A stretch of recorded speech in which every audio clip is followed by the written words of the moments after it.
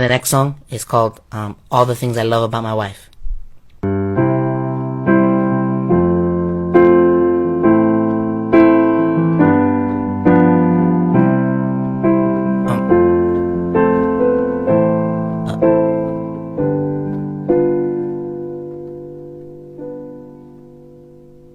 Okay, thank you. They were the picture of happiness. Mercedes Iverson, 30 years old, full of life, full of love. A talented cosmetologist, a woman who made others feel beautiful while preparing to embrace her own most beautiful moment, becoming a mother. Her husband, Treya Carter, known as Norbert, was 31. A hard-working postal worker, a podcast host, and a man who counted the days until he could hold his baby girl in his arms. They had already picked out her name, Ava, a name filled with hope, innocence, and the promise of a new beginning. Mercedes and Treya weren't just building a family, they were family. Surrounded by loved ones, supported by community, excited for the future. On that warm Labor Day afternoon, they were at a church picnic. Laughter, children playing, relatives talking under tents. Just an ordinary day, until everything changed. Because someone else was there. Someone who wasn't just invited, he was blood. In a matter of minutes, joy turned into horror. Shots rang out, people screamed, a 13-year-old boy was bleeding, a young couple lay dying, and the man holding the gun was her own brother. What happened that afternoon wasn't random. It didn't come from nowhere. It was a moment years in the making, shaped by broken trust, hidden rage, and a fractured family bond that no one realized had already crossed a dangerous line. But the question that still lingers, what made Jason Iverson pull the trigger? And even more haunting, could anyone have stopped him? Mercedes Iverson was 30 years old, a woman of grace, joy, and quiet strength. She had a gift, not just for beauty, but for making others feel seen. As a licensed cosmetologist and makeup artist, she brought light into the lives of those who sat in her chair. People didn't just come to her for lashes, brows, or blush. They came because she listened, because she smiled, because she cared. Her energy wasn't loud, it was comforting. The kind that made people want to be better just by being around her. She had dreams, some already realized, others just beginning. And at the center of everything was her baby girl, Ava. She was 7 months pregnant, counting the weeks with excitement and nerves like any first-time mum. She had already picked out outfits, names, nursery ideas. Ava wasn't just a name, she was a future. Beside her always was her husband, Treya Carter, known to family and friends as Norbert.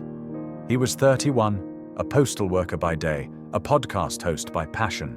He used his voice to inspire, to joke, to share stories. He made people laugh even when they didn't want to. He was the type of man who would go out of his way to make sure you were okay, even if he wasn't. Norbert was excited to be a father. More than excited. He talked about Ava like she was already in his arms. He was the one who pushed Mercedes to rest more, eat better, take it easy. He was ready. Together, Mercedes and Norbert were building a life in Maple Heights, Ohio. It wasn't flashy. It was real. A home filled with laughter, plans, and love. Friends called them solid. A couple that made others believe in stability, in commitment, in family. They weren't rich, they weren't famous, but they had everything that mattered, each other and a baby on the way. But that life, that calm, that peace, that hope would not last. Because someone close, someone trusted, carried something inside that no one saw coming. And that person was blood. Could you imagine someone in your own family doing something like this? Let us know in the comments. Jason Iverson was 29 years old. He was Mercedes' younger brother. The two had grown up together. Same house, same memories, same childhood photos in family albums. They laughed at the same inside jokes, showed up at the same cookouts, celebrated the same holidays. But time changes people, and sometimes closeness turns into conflict. To most people, their bond looked normal. They were siblings, family. But something had shifted, quietly at first, then dangerously. In May of 2023, everything started to break. Around 2 a.m, Jason's 13-year-old son picked up a phone. His voice was scared. His words were clear. He told his Aunt Mercedes that his father and his father's girlfriend were fighting again, and that he didn't feel safe. Without hesitation, Mercedes got in her car. She drove to pick up the boy and his siblings. She brought them back to her home in Parma. She didn't ask for permission. She just did what she felt was right. Jason wasn't okay with that. He demanded that his sister return the kids. He argued. He insisted. When she refused, he called Parma police. But when officers reached out to the children's mother, her response was simple: leave them with Mercedes. She believed they were safer there. That moment created a permanent crack. And from that point on, Jason's anger was no longer quiet. According to police records, Jason told officers he wanted to fight Treya Carter, Mercedes' husband. He saw Treya not just as her partner, but as someone siding against him, someone taking his family away. Tension turned into threats, anger turned into obsession, and even though weeks went by and summer passed, that resentment never cooled. In fact, it got worse. The family saw the arguments, they heard the raised voices, but no one could imagine how far Jason would take it. No one thought that the next time they saw Jason and Mercedes together, one of them would leave in handcuffs, and the other in a body bag. As the summer moved on, so did the tension. Jason Iverson wasn't the same. He was showing signs of something deep and unsettled. Family members noticed his mood changing, quieter some days, angry on others. He didn't talk about it much, but when he did, it was always about the same thing: the children, the fight with his sister, the fact that people were taking sides. Jason's emotions became unpredictable. One moment calm, the next explosive. He had no criminal record, but it was clear something wasn't right. Family members later shared that he had been seeing a psychiatrist. He was prescribed medication. But even with help, his anger didn't fade. It only seemed to wait. There were no restraining orders, no arrests, no official reports that would raise alarm bells. But those closest to him saw it building. They just didn't know how far it would go. The town of Maple Heights, where it all happened, sits just outside Cleveland, Ohio. It's a quiet suburb. Tree-lined streets, modest homes, community parks. It's the kind of place where people feel safe walking their dogs or letting their kids play outside. Violent crime there is rare. When something like this happens, it shakes the entire community. It was Labor Day, September 4th, 2023. Stafford Park in Maple Heights was full of life. Families were gathered for a church picnic. Kids were running through the grass. 2 inflatable bounce houses stood side by side. Music played in the background. People brought folding chairs, grilled food, shared stories. It was a day meant for peace. Mercedes Iverson and her husband, Treya Norbert Carter, weren't there to celebrate. They were there for a short stop. Mercedes' mother, Cynthia Ivy, had asked them to bring a stroller. A simple favor. One quick drop-off. But as they pulled into the park, someone else was already there. Jason Iverson. He wasn't laughing, he wasn't smiling, he was angry and ready to confront.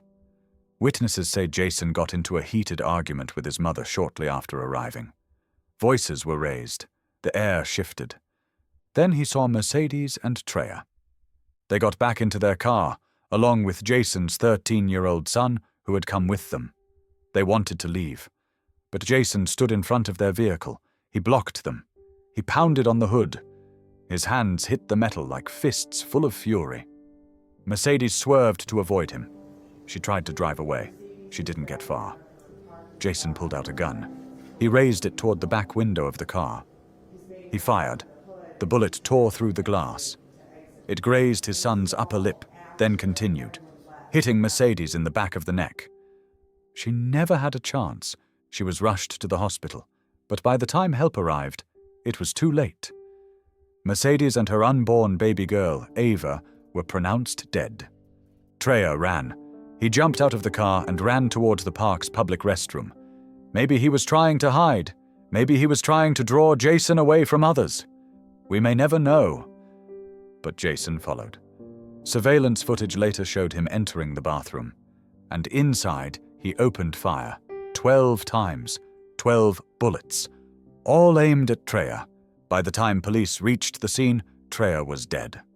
The man who committed the crime didn't vanish. He didn't hide for long. Jason Iverson was found and arrested just a short distance away from the park. A picnic turned into a crime scene. A family was destroyed. And a community was left asking, how did it come to this? The first calls to 911 came in just seconds after the gunshots. People were screaming, running, hiding their children. The calm of a family picnic had been shattered by something no one expected. A man turning a gun on his own blood.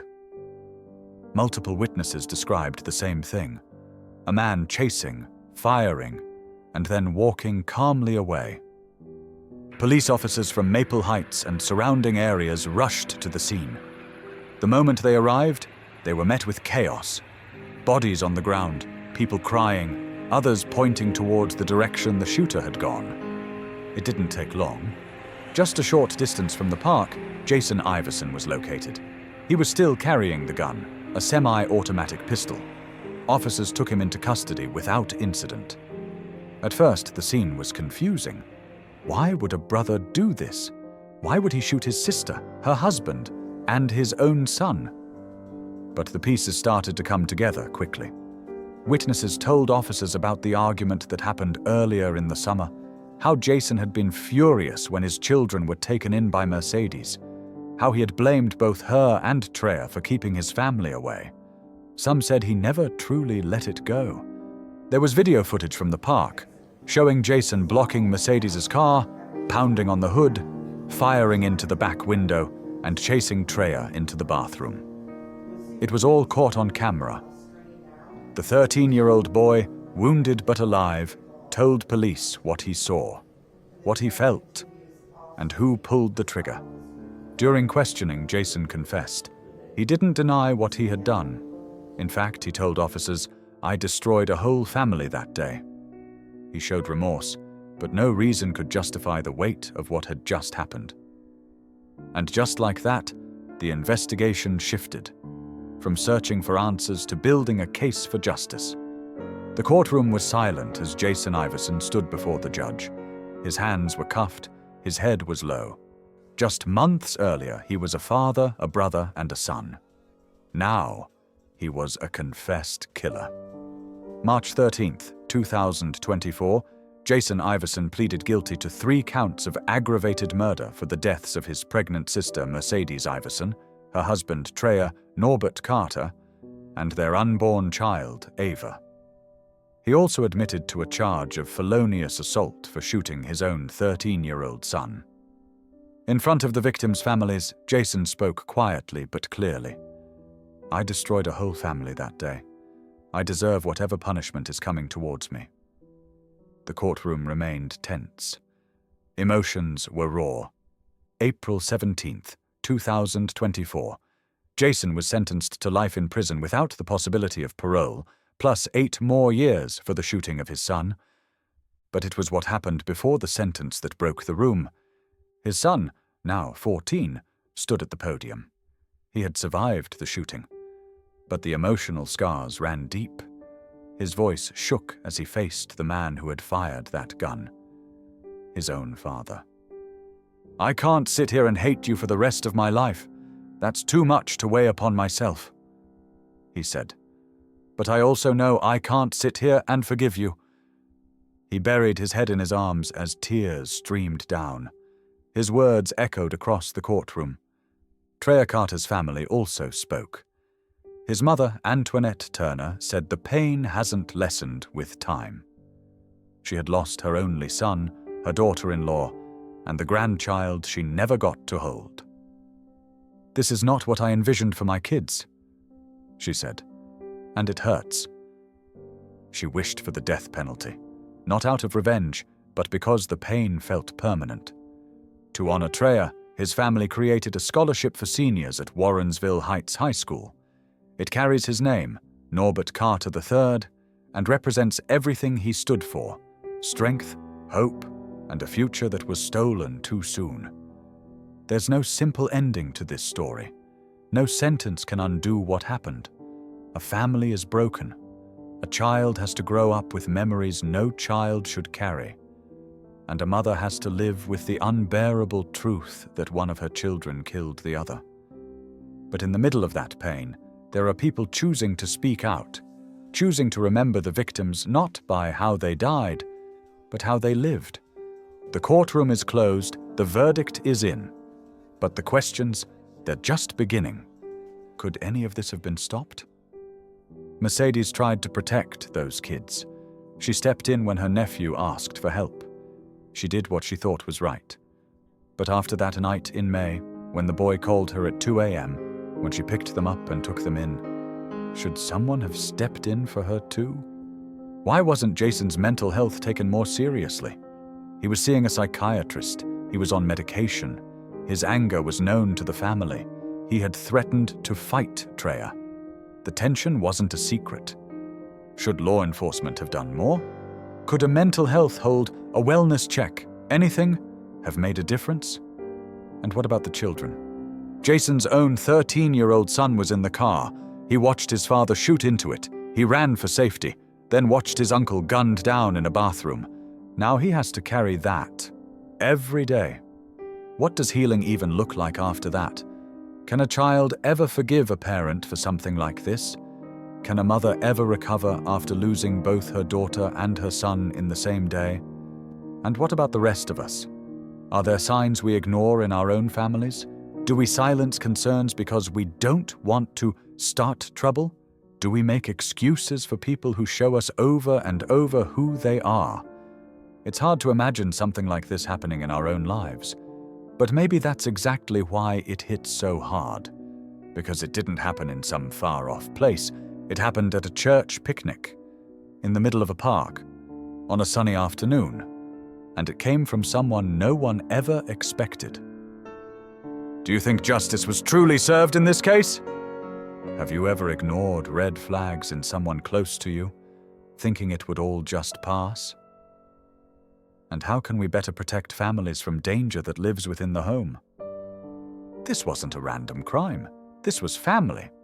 And sometimes the hardest truths are the ones closest to us. Drop your thoughts in the comments. Let's talk about it. Like this video if this case shocked you. And don't forget to subscribe for more real-life crime stories that need to be heard. We'll see you in the next one. Stay safe. Stay aware.